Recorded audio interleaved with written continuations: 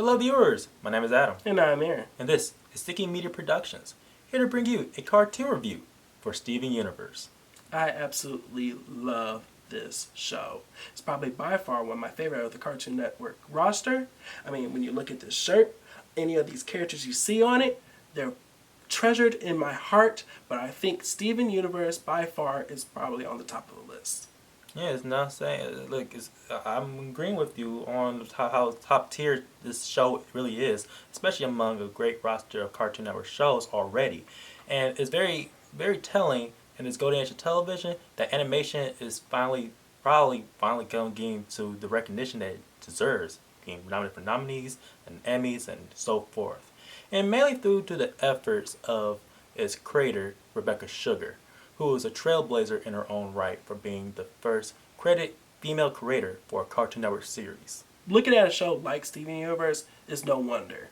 The premise behind Steven centers itself around his title character, Steven Court's universe, as he deals with the trials and tribulations living within Beach City, his hometown, along with his family, which consists of his human father and his alien, mystical spacefaring warrior race caregivers, the Crystal Gems. And the real reason why this series is so beloved is because how the show is tackling subject matter that normally wasn't really present in much more younger shows. We're telling this bringing back off the trailblazing show before it, Avatar: The Last Airbender, even like past shows and that were still came very far in between, like Batman the Animated Series and Gargoyles, who are tackling such things like identity, post-war trauma, and very particular, especially very modern for the show, LGBT representation. Wow. I mean, that alone just proves just how important this particular series truly is. And we're going to, like, this whole review that we're doing is going to reflect not only the original series of Steven Universe, but also the following the movie that came afterwards and the sequel series that shortly came in the form of Future. In Steven Universe movie, we take back of the following the events of Steven as he's a little bit older and in his prime, but having to deal with the consequences of his family's heritage and trying to deal with what it truly means to truly be a crystal gem. And then going into Future, we go circle right around from no longer just understanding what it means to be a crystal gem, but knowing what it means to be not only a crystal gem, but also human, and also ultimately what it means to actually be Steven Universe. And basically at its core though, even with the sci-fi fantasy, the post-war identification of certain people and how the reflects and the things happen from a bygone era, Steven Universe is essentially a coming-of-age story. Very true. I wish more shows did this. I mean, you got this kind of from something like Ben 10. I think that's one of the more ones that's just like this, where I felt that we were really growing with Ben, but you know they kept on going backwards and forward. No, Steven is someone you start the series off from when he was just a little kid, and just like him, as the audiences are watching him, you see him grow into not only a leader, but just an amazing person in general. But growing up, the show does not shy away from the basic shortcomings of who he was, and the expectations that was set upon him by birth is mainly due to the fact that from his mother being essentially a huge leader in her right as well, and that leader comes in the form of Rose Quartz. That character alone is probably one of the most complicated and mysterious characters to be brought forth in children's animated history. I mean, from the very beginning towards the very end, I still don't know how I truly really feel about the character of Rose Quartz. On one side, she's a heroic leader who took her armies and her people into the battlefield and led them to victory for a just cause. But on the other side, you understand that from later down the road in the story, that she's not just that, or at least that wasn't the whole sum of why she did it and who she really truly was. And it's just mind-boggling how a character like Rebecca Sugar was able to meld that all together and package it in this show. Yeah, it's a very subversion and a very honest and mature subversion at that, especially in a show that's mainly aimed for younger audiences. And Rose Quartz, unfortunately, like due to the show being mainly through Steve's perspectives and what some of the flashbacks of some of the characters giving their what how they feel and felt from the character is really spread out from how the series evolves, and that continues on and explored through mainly the other main characters, which are the Crystal Gems. Now, the Crystal Gems consist of the primary group, Amethyst, Garnet, and Pearl. But of course, they don't always. It just doesn't just stay like that. You understand there were also other players that was built around them, and that expands steadily but surely throughout the series, and along with their past in general. But of course, we need to break it down individually between those groups. I know. Amethyst is a person who really feels though as an outsider, but you get like from basically from what the other Crystal Gems came to be, especially her upgrading. Pearl is a person who is trying to find her self-worth, especially due to her relationship with Rose Quartz, and also Garnet, who is a very interesting character in her own right. Basically a fan favorite, especially how much of so much of the show's major themes is basically brought up from this character of Garnet. Of course, one of those major themes that's brought up in Garnet is the whole subject of the LGBTQ plus movement, and also what the show excels at in story wise, the concept of what it means to have a fusion. Yes, fusion is a very, very unique storytelling device that the show decides to use. It's a form that not only is something that's physically done, mainly only through gem-like beings, based through the concept of through their biological light, Mm-hmm.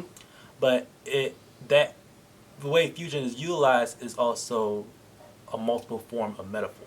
But of course, we don't want to just center it all on just what the alien or special mystical aspects of the show is. There are also incredible human characters as well, in the form of Steven's father Greg and Stacy, and of course Lars, and Yes. a fan favorite Connie. Connie, yes, Connie, a character who it was played off more of the love interest for Steven Universe, but is also such an independent being in her own right. One of the shortcomings of the show is she's developed, she is a three-dimensional character like Steven Universe and other main characters, but it's unfortunate that the show tends to have her shown less, especially as the series goes on, and this is also felt in the movie and also Steven Universe future until the very last minute. But then you also brought forth characters like Lars, who at first in the series is almost like an antagonistic character in some sense, but grows into being an individual whom Steven not only can lean on for support, but can truly find camaraderie with. And the way that the show handles Lars going forward, I would say that certain characters in the show technically warrants their own spin-off series. But that's all I'm going to say at certain characters. And Greg Universe, I mean, and Greg is so interesting. And one hand, I can understand, heck, you got this kid who's not just a human, but he's also half alien. So, I mean, he's a parent. There's so many, things that are wrapped up just being that alone. But then he's also thrust into this amazing world and craziness that's dealing with his past lover being Rose, and all the nonsense and shenanigans that comes with that. Wow, he really throws you through the ringer. I want to start talking about why this show is basically an anime series to begin with. The production. Okay, so being an animated series, we have to talk about the artwork that goes into it, and of course, by the time that, or by witnessing this show, it's very evident that this series takes elements from anime and video games into this simplistic Cal Arts design work. And for the most part, it works. But it's not to say that it always works that way. Because there are dips in quality, especially as the series prolonged over the span of time. There's lack of consistency with the animation. For the most part, they tend to like make sure the character models are solid enough that you know whose character is on present. But we have a very troubling production with this show, especially with this production schedule. That I'm concerned that they tend to rush certain elements. Oh, it was definitely rushes, but I mean, they originally it was a week by week show, and then they started condensing it into special events series, maybe like every once after like maybe 1 or 2 weeks or a month, and then it started. Hell, we even had one part where it was almost like a year and a half, and it was it was incredibly difficult as a fan to continuously watch this show and wait for new episodes to come out. But of course, this is just one aspect of the series. One other huge gift that the show does give is this form of music. Music is such an integral essence and part of Steven Universe's DNA. Yes, and the music is not. It's not just a storytelling device that the show uses.